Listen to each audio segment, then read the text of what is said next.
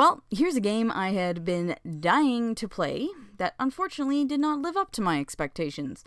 In fact, it's to the point now where when people tell me a game is going to wreck you or change your life or just screw around with your emotions, I don't really believe them anymore.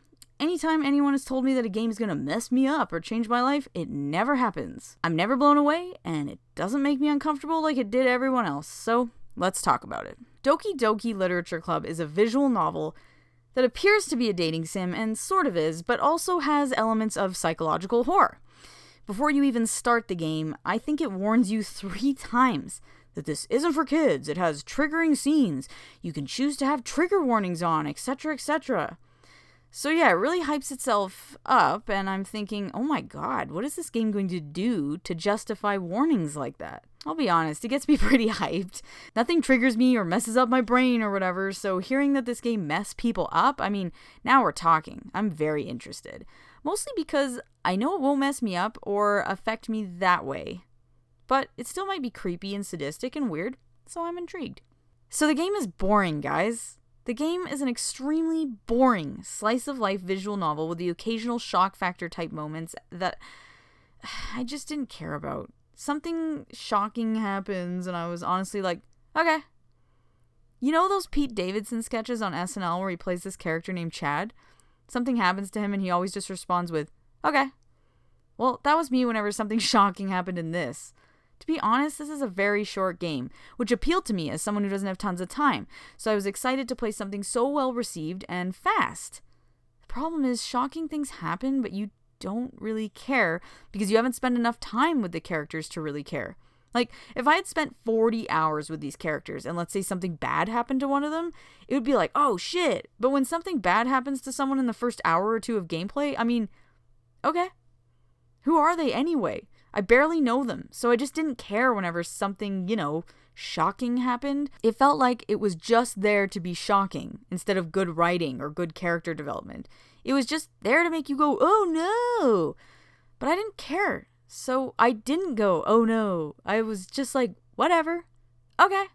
Next, there was no payoff. You have to earn my emotions. I barely even know the characters' names. And they're doing things that are lame anyway, but just not shocking to me. I know it's snotty, but I feel like the more media you're exposed to, the more a game like this feels meaningless. Like, I've seen it before, whether it be in games or shows or manga or whatever. I've just seen it and I don't care. Trust me, things can shock me. A character can do something and my jaw can drop, but it has to be earned.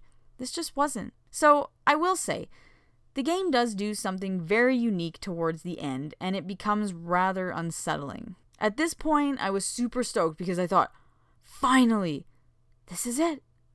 This is what people were talking about and how messed up it was. This is actually kind of disturbing, and I'm all for it. It's actually pretty unique. And the game just kind of ends. The game got really cool, and then within like 20 minutes it ended. I'm serious. I am not joking. I even did the true ending in this game, and I did it for that reason. I did the true ending because I thought, well, okay, something is really gonna happen now. Something really cool is gonna happen. No payoff. Big whatever. I hate that this game did have a cool aspect to it. And then it went nowhere. That was incredibly disappointing. And a huge, huge missed opportunity, if you ask me. The more I think about it, actually, the more mad it makes me because I feel like, what a huge waste of time.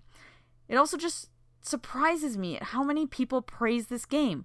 Like, I seem to be the odd one out for not liking it, but I don't know. It's just boring and there's no payoff. This used to be a free PC game.